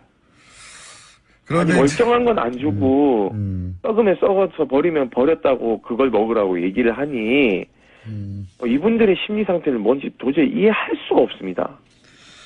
그렇군요. 근데 그런 행위보다 더 따져야 할 것은 군 검찰이 그거 다 뇌물 아니냐 하나하나 따져봐야 한다. 그렇죠. 통상적으로 이런 일이 발생하면 지휘관들은 이렇게 하죠. 야, 꼭 이거 뭐 압수수색 영장 청구해야 돼? 라고 얘기를 하겠죠. 장관님이 그런 얘기를 하셔야 되는데 장관님은 사법 처리하자 그러고 있고 검찰단장은 이거 사법 처리 대상 아닌데요. 이런 소리나 하고 있습니다. 그래서 지금 이 정도가 밝혀졌는데도 불구하고 제대로 수사나 처벌이 안 되면은 사실은 이거보다 더 약한 경우들은 다 나온다는 얘기죠. 그래서 걱정하시는 거죠. 예. 어떤 분들은 이런 얘기를 하죠. 민간으로 가면 계급장 떼니까 더 세게 수사를 할 수 있지 않느냐 이렇게 얘기를 하는데요. 여기에 함정이 있습니다. 우리가 박근혜 최순실 관계를 밝히기 위해서 특검이 청와대 갔을 때 압수수색이 용이했나요? 못했죠. 이유는 딱 하나입니다. 군사 보안 시설이다. 예. 자, 이 작사도 부대입니다. 예. 군사 보안 시설이에요. 예. 민간 검찰이 압수수색 영장을 가지고 들어가도 집행도 불가능할 뿐더러 우리 법원이 거기는 군사보호 시설이라고 안 내줄 수도 있어요. 그럴 수도 있겠군요. 예. 자, 그러면은 그때부터는 이 증거 확보가 어렵고요. 또 하나, 이미 그때는 인사 발령이 났기 때문에 그곳에 다른 사령관이 입주해 있습니다. 그러면은 이 두 부부가 사용하던 흔적들은 다 사라지겠죠. 없어지게 되는 거예요. 자동적으로 증거 인멸이 되는 겁니다. 그렇기 때문에 군 검찰은 민간 검찰이 이첩 받을 때까지 열심히 강제 수사를 해가지고 증거를 확보해서 넘겨주는 역할을 해야 되는 거죠. 근데 그 역할 하기 싫은 거죠, 지금. 무슨 얘기인지 국민들 앞에 쇼하는 거예요. 그래서 지금 연일 주장을 하시고 군 검찰을 제대로 수사하라고 지금 압박을 하시는 거군요. 아, 기억하셔야 됩니다. 구테타를 2번 일으켰고 정권을 여러 번 잡아서 국민들을 도탄에 빠뜨린 사람들의 후예입니다. 여전히 전두환 같은 사람들은 육사 행사 가가지고 사열도 하고 이래요. 세상이 바뀐 게 아닙니다. 알겠습니다. 군이 다 그런 건 아니겠지만 지금 이 사건에 관해서는 지금 말씀하신 정도로 처벌하지 않으면 군의 사실은 이건 대표 케이스일 뿐이겠죠. 군의 만연해 있겠죠. 이런 일들이. 그걸 이렇게까지 밝혀졌는데 처벌하지 못하면 안 된다. 이번 기회에 제대로 처벌을 해야 된다. 이런 말씀이신 거죠. 국방개혁의 한 축인 그 군사 분야도 있겠지만요. 하나의 축은 군 인권입니다. 이 두 축은 불가분의 관계로 엮여 있거든요. 한쪽이 무너져 내리면 한쪽도 당연히 무너져 내린다는 인식을 가져야 됩니다. 그래서 저는 문재인 정부의 국방개혁의 군인권 척도가 이 문제로부터 시작된다라고 저희는 판단하고 있고, 그렇기 때문에 이것은 발본에서 뿌리를 뽑아야지만이 건강한 장군들이 나라를 건강하게 지킬 수 있는 법입니다. 알겠습니다. 오늘 말씀 감사하고요. 제 생각에는 소장님하고 앞으로 인터뷰를 몇 번 더 해야 될 것도 같습니다. 저희 인터뷰 네네. 한 번으로 끝날 것 같지 않네요, 사안이. 네네. 알겠습니다. 오늘 여기까지 듣겠습니다. 감사합니다. 네, 감사합니다. 지금까지 군인권센터의 임태훈 소장이었습니다. 불친절한 AS. 오늘은 이상돈 의원님 문자가 많습니다. 시니컬의 끝판왕이시네요. 오늘 인터뷰 좀 인상적이었죠? 굉장히 인상적인 또 단어가 하나 나왔습니다. 영어로 불시이시라고. 예. 우리말로 했으면 이제 아마 방송을 못 했을 텐데. 그래서 저희가 방송 끝나고 나서 저희 스태프끼리는 불sit 이상돈 선생님으로 콜을 드렸습니다. 조준희 기자 인터뷰도 반응이 좀 많고요. 안민석 의원이 그렇게 얘기했던 스포트라이트 열심히 봤는데 왜 보라고 하는지 알겠다. 선글라스를 끼고 나왔더라. 이런 얘기도 있습니다. 자, 오늘 방송은 게스트들에 대한 반응들이 꽤 많이 왔습니다. 여기까지 하겠습니다. 제가 그 말씀을 안 드렸네요. 군인권센터 소장님 주장에 대해서 국방부의 반론 저희가 봤습니다. 네, 국방부 저희 섭외하면 꼭 응해 주시기 바랍니다. 반론권 보장되어 있습니다. 자, 인문결 소장님, 임상훈 선생님 나오셨습니다. 안녕하십니까? 네, 안녕하십니까? 네. 외신을 다루는 시간입니다. 오늘은 주제가 뭡니까? 네, 몇 가지 좀 중요한 사안 좀 알려드리고, 그리고 또 다른 얘기도 해보겠습니다. 우리 이제 언론에서 많이 보도가 됐죠. 유엔에서 북한을 제재하기 위한 유엔 제재안 통과. 제재안이 통과가 됐습니다. 그래서 지금까지의 어떤 그 북한 제재안보다 이제 제일 강력하다 이렇게 평가가 나오고 있죠. 원유 공급 차단만 제외한 거의 모든 게 들어갔다. 뭐 북한의 총 그 수출액의 3분의 1 가량을 통제할 수 있을 정도의 강력한 건데, 그러니까는 그동안 제한적으로 허용했던 석탄, 철, 철광석 수출을 전면 차단하기로 했고요. 그다음에 금, 바나듐, 히토류 이런 것들은 이제 금지됐었는데 거기다가 납광석 이런 것까지 추가가 됐고, 수산물 수출도 전면 금지됐고요. 말씀하셨다시피 유류는 지금 빠져 있는데 그거는 아마도 이제 미국과 중국 사이에 마지막 어떤 그談판의 어떤 결과가 아니었을까. 그러니까 중국이 그것만큼 양보를 못하겠다. 그렇죠. 그걸 빼버리면 뭐 석탄 시절로 돌아가라는 얘기고, 그렇다는 얘기는 북한이 무기도 운영을 못하고 그렇죠. 이제 망하라는 얘기거든요. 중국 입장에서는 만약에 유류까지 금지를 한다 그러면 그것은 곧 그 붕괴로 이어질 것이다라고 판단을 하고 있는 것 같습니다. 난민이 대단히 발생할 것이다. 네. 뭐 지역 균형이 무너질 것이다. 감당하기가 어려웠겠죠. 그 소식이 있었고. 그 외신에서도 크게 보도가 됐고요. 네. 그거는, 그리고 멀리 아프리카로 가보겠습니다. 아프리카요? 네. 간만에. 루안다. 루안다. 대통령이 독재자라고 불리는 그 양반이 또 아주 높은 지지로 당선됐습니다. 그렇습니다. 그러니까는 사실 그 독재자들 중에서는 지금 현재도 그렇고 이제 역대 독재자들 중에서는 그나마 그래도 통치를 좀 제대로 했던 독재자가 있고 독재하는데 거기 통치까지 말아먹은 독재자가 있었고 이제 두 부류가 있죠.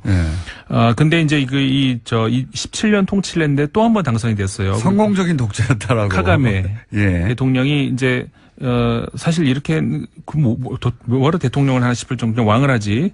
근데 어쨌든 간에 다시 이렇게 하게 돼가지고 현재까지 최고로 오래 집권하고 있는 사람 지금 37년째 하고 있는 짐바브웨 대통령인데 거기 그 2위입니다 지금. 그러니까 카가메 대통령이 2위인데. 네, 여기서 이제 독재도 물론 뭐 자신이 다시 출마할 수 있도록 법을 바꾸긴 했지만 어쨌든 선거를 통해서 맞아요. 당선된 거예요. 굉장히 지지가 높고. 그럴 수밖에 없는 것이 사실 루안다 입장에서는 그 과거에 90년대에 굉장히 정말 그 국가가 붕괴될 정도의 어떤 그렇죠. 내전이 있었죠. 제노사이드 있었고 굉장히 심각한 어떤 위기였는데 그런 것들을 그래도 이 대통령이 카가메 대통령이 많이 해결을 한 건 있어요. 그러다 보니까 이거에 어디냐. 그냥 왕이다 생각하고 계속 뽑자 이렇게 하고 있는 소식이 이제 루안다 소식이 있고요. 그냥 독재자라고 부르면 안 될 것 같고요. 장기 집권하기 위해 노력하고 있긴 한데 그래서 자기가 법을 한 번인가 두 번인가 바꿨죠. 네, 현법을 바꿨어요. 두 번 네. 바꿨죠. 두 번. 다시 재출마할 수 있도록. 네네. 근데 이제 이게 이 양반한테 바로 독재자로 바로 딱지를 붙일 수 없는 게 어쨌든 그런 다음에 국민투표를 해서 네. 90몇 프로로 선출됐다는 겁니다. 맞습니다. 예. 선거를 통해서 하기 때문에 뭐 어떻게 방법은 없어요. 뭐 정상적으로 국민들이 뽑은 건 맞습니다. 예. 우리나라처럼 뭐 체육관에서 자기들끼리 뽑았다든가 그게 아니고 예. 정말로 뽑았는데 네, 아니 맞아요. 선거했는데 뽑혔어요. 예. 네. 그래서 저는 독재자라고 알고 다른 걸 좀 만들어서 붙여야 된다. 뭔지는 모르겠습니다만. 네네. 어쨌든 간에 정식 그 제도 하에서 했으니까 네. 그렇긴 하네요. 헌법 개정도 어쨌든 국민투표 해가지고 맞아요. 개정했단 말이죠. 네, 그렇네요. 네. 선출직 장기 집권자 이 정도로 봐야 되겠습니다. 그러네요. 장기 집권은 확실하고 글쎄 독재자는 좀 그러네요, 진짜. 그렇죠. 보통 네. 독재자라고 우리 언론에서는 바로 독재자라고 붙였던데 네. 저희가 이제 이런 그 분쟁 지역에 관심이 많잖아요. 워낙 외신 빠삭하시니까 네. 국제 소식에. 이 사람은 독재자라고 하기에는 아닌 것 같은데 예. 오래 집권했다고 독재자 또 아프리카는 독재 얘기가 많이 나오니까요. 예. 맞습니다. 예. 정확한 지적이시네요. 초장기 집권자 그리고 다 하여튼 선거를 했습니다. 자 이번에는 남미로 남미야 오늘 남미 조금 많이 하면은 합니다. 네. 어디 얘기할지 아시죠? 모르겠네요. 베네수엘라요? 베네수엘라가 차베스 이후로 지금 마두로 대통령이 들어선 이후 국가가 지금 거의 정말 이 나라도 큰일 났어요. 예. 거의 지금 내전으로 갈 정도로. 자기들끼리 막 장관 자르고 막 난리 났잖아요. 예. 그렇죠.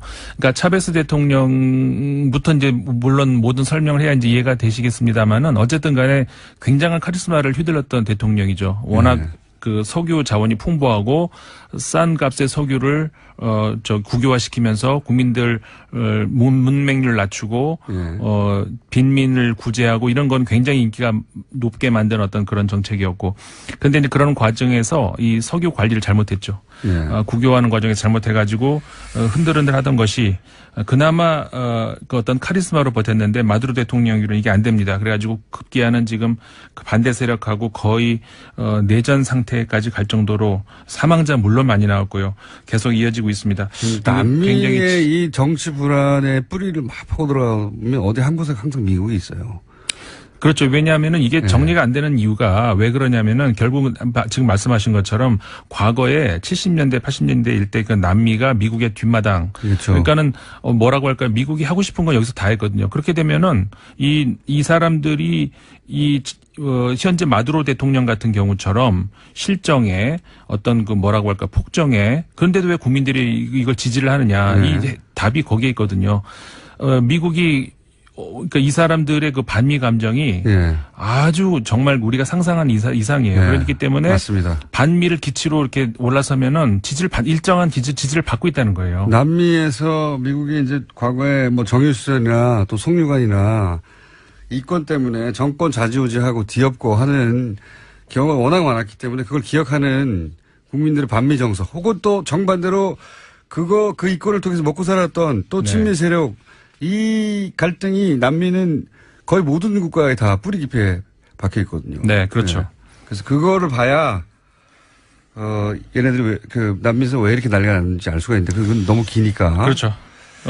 그 다음 소식은 이거 우리나라 국내 뉴스하고도 많이 지금 우리나라에서 많이 나오죠. 이런 말 들어보셨나요? 과거에 극중주의? 갑자기 또 극중주의로. 예. 네. 처음 나온 말이죠, 이건. 전 세계적으로 최초라고 봅니다. 울트라 센터. 정확하게 얘기하면은 최초는 아닙니다. 그래요? 이게 학문 용어로 분명히 있었어요. 아, 그래요? 네. 어디서 처음 나왔느냐? 난 그래서 설마 했는데 거기서 안철수 전 대표가 프랑스 이야기를 꺼내더라고요. 그러니까 진짜로 프랑스에서 인용을 했구나라고 좀 확인을 했습니다만 이게 프랑스에서 나온 말이거든요. 나오긴 나온 말이군요. 예.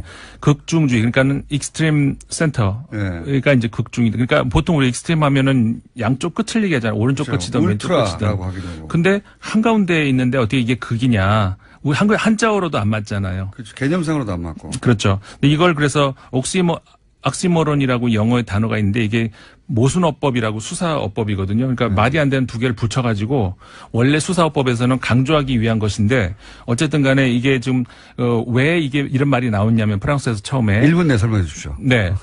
프랑스 혁명 직후에 혁명파와 왕당파와 극단적인 대립을 하지 않았습니까? 네. 그러니까는 그거를 이쪽도 안 되겠다 싶어가지고 이 가운데에서 그냥 정치인들 다 빠지고 그냥 관료들이 알아서 할게라고 하면서 그 가운데에서 가만히 있는 그러니까는 그 이념이 없다는 얘기죠. 이념이 없이 그냥 관료들이 그 정치를 하겠다는 그런 발상에서 나온 그거를 비판하기 위해서 나온 용어가 극중주의라는 용어거든요. 비판하기 위해서. 예, 이게 원래 그러니까 프랑스에서 비판하기 위해서 피에르 세르나라고 하는 학자가 현존하고 있는 학자입니다. 우리나라에도 왔었고요. 그걸 비판하기 위해서 만든 이론이었는데 이쪽에 비아냥거리는 거예요. 그렇죠. 그런데 이게 아무것도 안 하는 우리나라 와가지고 이게 정책이 된 난 그건 누가 그 프랑스어를 잘못 번역을 해줬을까요? 왜 갑자기 안철수 전 후보가 혹시 이현주 의원이 불문과 출신인데 그런 거 아닐까요? 근데 어쨌든 간에 왜 이런 그 어이없는 그러면 그런 중도 어떤 뭔가가 있으면 다른 끝났습니다. 다른 용어를 쓰시지 왜 극중이라는 말을 갖다 임상훈 썼을까? 편집위원이었습니다. 내일 뵙겠습니다. 네. 안녕하세요. 김호준입니다. 정부의 탈원전 정책 결정은 공론화위원회를 거칩니다. 2만 명에게 3차례 전화 설문을 하고 시민 참여단도 두어 2박 3일간의 학습, 토론을 거친 후 역시 찬반 설문을 하게 됩니다. 정부 정책을 놓고 이런 전례 없는 실험을 하는 이유는 국가 에너지 정책이 근본적으로 바뀔 수 있기 때문이죠. 이 과정에서 많은 논점이 등장하겠죠.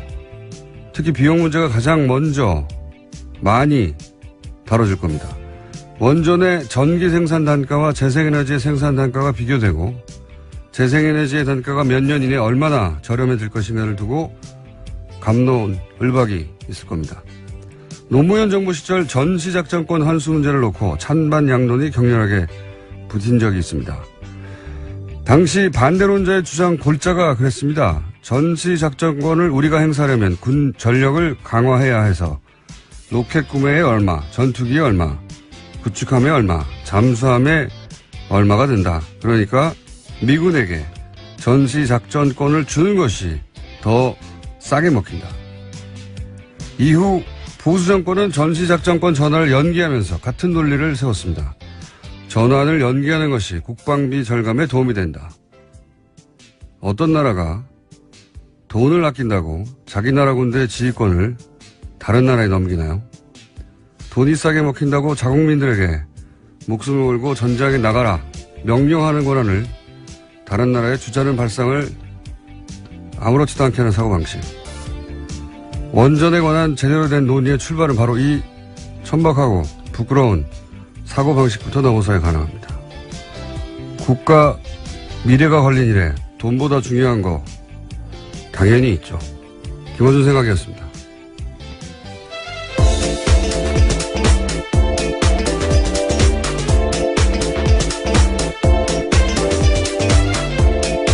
시사인의 김은지입니다.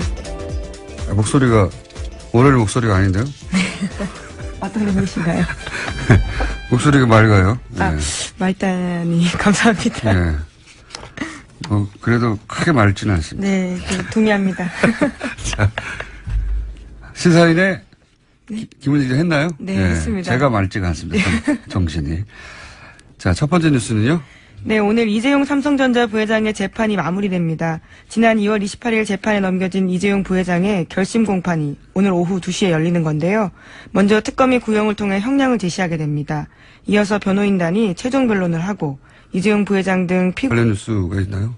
네, 또 이렇게 사람들이 많은데 왜 이제까지 안 드러났을까에 대한 의문들을 가지실 수 있을 텐데요. 관련한 보도들이 또 있습니다. 국정원은 사이버 외곽팀에 참여한 민간인들에게 개별적으로 보안 서약서 받았다라고 합니다.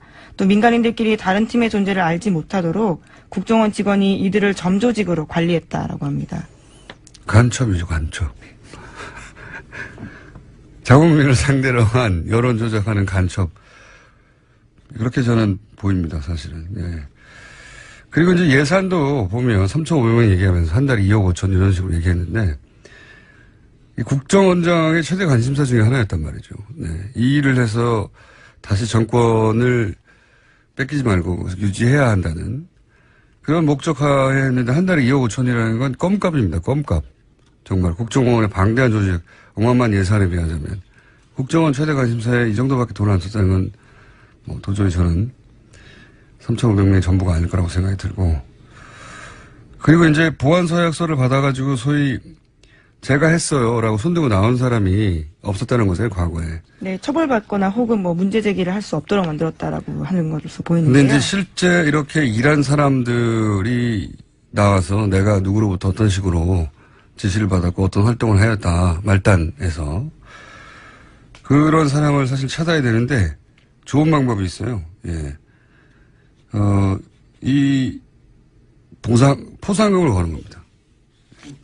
누구에 대한 나와서 내가 보안사약서를 쓰고 그런 아르바이트를 했다는 사람한테 면책을 주고 포상금도 1억 이상 줘요. 예. 1억 이상. 아주 크게 걸어서 수많은 사람들이 자진해서 나올 거라고 봅니다. 이게 이제 그 민간에서 왜 댓글 가지고 크게 소송이 걸린 적이 있지 않습니까? 네, 지금도 하고 있죠. 예, 모 강사가 라이벌. 네, 사교육 시장에서는 꽤 큰 이슈입니다. 예, 라이벌 업체에서 대규모 댓글 단을 돌렸는데 잡을 수가 없잖아요. 이게 국정원 꼭 해서 잡을 수가 없는 게 아니라 아이디를 추적하고 하는 게 되게 굉장히 어렵단 말이죠. PC방에서 하고 그러면. 그래서 억대 포상금을 걸었더니 나타났어요. 그래서 가지고 있는 모든 정보를 그런 일이 있거든요. 네. 여기서는 여기 역시 가능하다고 봅니다. 참조해 주십시오. TF팀. 자, 또 있습니까? 다른 뉴스가? 네, 이명박 전 대통령 쪽 반응에 대한 뉴스도 있는데요. 공식 반응을 내놓진 않았지만 측근들이 정치보복이라면서 반발하고 있다라는 겁니다. 이명박 전 대통령 쪽 한 인사는 대응할 가치조차 없다. 국정원이 그렇게 할 일이 없냐라는 불쾌감을 감추지 못했다라고 하고요. 댓글팀이 없었다는 겁니까? 대응할 가치가 없었다라고 하는 것 봐서는요. 거기에 대한 대답은 하지 않은 것으로 보입니다. 국정원 그렇게 할 일이 없냐. 국정원 그렇게 할 일이 없냐는 얘기가 댓글팀이 없었다는 반응처럼 보여지는데. 네, 뿐만 아니라 예. 친이계 인사들도 정치와 절연하겠다라는 국정원이 여론몰이 공작에 나섰다라면서 반발하고 있습니다. 그러면서 끊임없이 과거 정부의 일을 들춰내는 것이야말로 적폐의 악순환이다. 이렇게 목소리를 높이고 있다고 합니다. 네. 목소리를 높이시죠. 네. 떨고 있겠죠. 자, 이런 반응은 나올 수 있는데 반응의 설득력을 갖기는 어려울 것 같습니다. 자, 다음 뉴스는요? 네, 어제 유엔 안전보장이사의 긴급회의가 열렸습니다. 유엔이 북한에 대한 강도 높은 제재안을 다시 내놓은 건데요. 북한의 주력 수출품인 석탄과 철광석 등 주요 광물과 수산물의 수출이 전면 금지됐습니다. 또 북한의 연간 수출액의 3분의 1에 해당하는 자금 차단 효과가 있을 것으로 보이는데요. 다만 애초 예상됐던 대북 원유 수출 금지 조항은 중국과 러시아의 반대로 빠졌습니다. 원유 수출 금지까지 해버리면 사실 북한을 완전히 고립해서 붕괴시키겠다는 거죠. 북한 붕괴는 중국과 러시아가 원하지 않습니다. 네. 기본적으로. 어마어마한 난민이 1,000만 명 단위로 발생할 수도 있고, 그리고 그 지역에서의 권력 공백, 권력 공백이 불안정해지면 국지전도 있을 수 있고, 미국이야 저 멀리 떨어져 있는 태평양 건너 땅이지만 중국, 러시아는 다 연결돼 있잖아요. 예. 게다가 이제 한반도에서의 미국의 영향력이 더 확대되고, 한반도를 미국의 영향력 아래에 다 들어가게 하는 걸 원치 않죠, 중국, 러시아는. 그래서 뭐 북한에 대해서 원유 수출까지 금지하는 건 앞으로도 없을 것 같습니다. 네. 자, 여기까지 하고요. 또 민의가 있기 때문에 한두 개 정도만 할게요. 네. 네, 국민의당 당대표 출마 선언한 당권주자 3명이요. 어제 잇따라 기자회견 열었습니다. 안철수 전 대표의 출마 정당성 여부를 놓고 설전을 벌인 건데요. 먼저 안철수 전 대표는 이렇게 말했습니다. 심장이 정지돼 쓰러진 환자는 전기 충격을 줘야 살아난다. 당이 들썩들썩하고 있는데 다시 살아나는 계기가 될 것이다. 라고 이야기했습니다. 또 독배를 마시는 심정으로 출마했다면서 자신은 당과 운명을 같이 하겠다라고도 밝혔는데요. 이에 대해서 천정배 전 대표와 정동영 의원이 비판했습니다. 천정배 전 대표 같은 경우에는요. 누울 자리를 구분하지 못하는 몰상식한 몰염치한 출마다라고 비판을 했습니다. 뿐만 아니라 대선에서 패배한 후보가 다시 들어간다는 것은 구태 중의 구태다라는 후보인들이 최후 진술을 합니다. 최근 대법원 규칙 개정이 바뀌어서요. 주요 사건 1심, 2심 선고 생중계 가능해졌는데요. 이달 말로 예정된 이 부회장의 선고가 중계될지 여부도 관심을 갖고 있습니다. 한 5개월 걸렸네요. 5개월 걸렸고, 예. 결심 공판이라는 게 이제 재판이 완전히 끝나는 게 아니라, 공방은 끝이 나는 거죠, 이제. 네, 이제 선고만 남은 상태입니다. 네.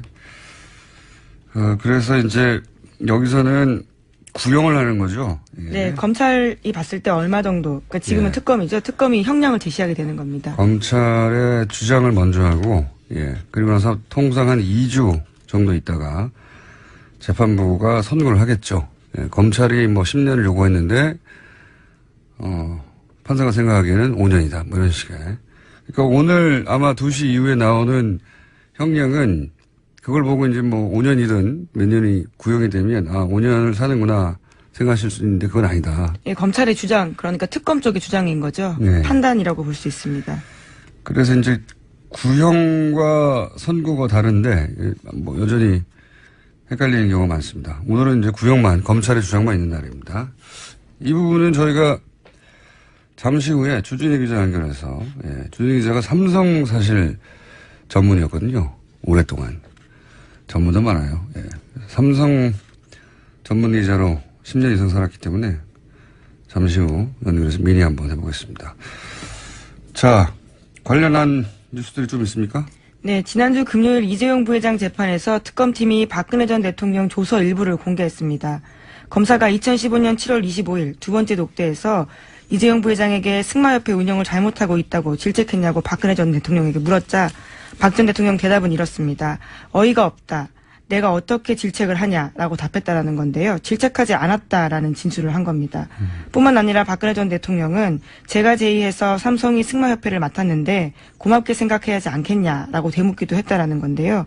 이 진술은 이재용 부회장이 지난주에 재판에서 박근혜 전 대통령이 크게 질책해서 매우 당황했고 이후 승마 지원을 챙겼다라는 취지의 내용과는 상반되는 내용입니다. 박근혜 전 대통령은 이제 본인이 압박을 가해서 대가를 얻어낸 게 아니고 스포츠 진흥을 위해서 자연스러운 정책적 판단 이런 걸 했다는 말이고 이제 삼성 쪽에서는 대통령의 압박 때문에 돈을 줬기 때문에 뇌물이 아니다. 예. 이런 이야기를 하는 거죠.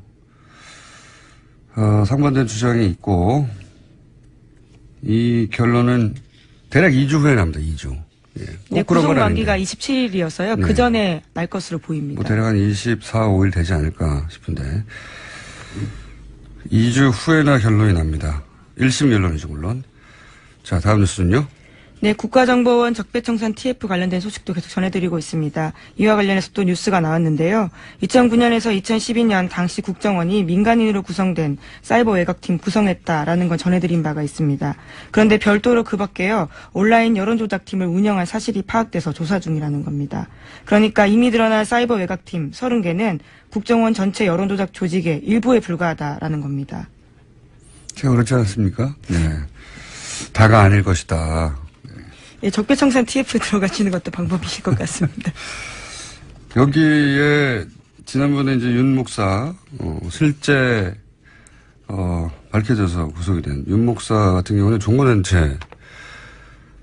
종교단체 일부도 여기에 참여한 것으로 알고 있고 또 나름 지명도 있는 소위 농객이라고 불리던 보수 농객이라고 불리던 사람들 또는 뭐 보수 인사들 그러니까 이제 일반인들 직업을 가진 일반인들이 아르바이트로 잠시 한 수준의 3,500여 명 정도라고 1차로 밝힌 인원 이외에 별도의 조직이 있을 것이다. 네, 그렇게 조사하고 있다라는 겁니다. 파악하고요.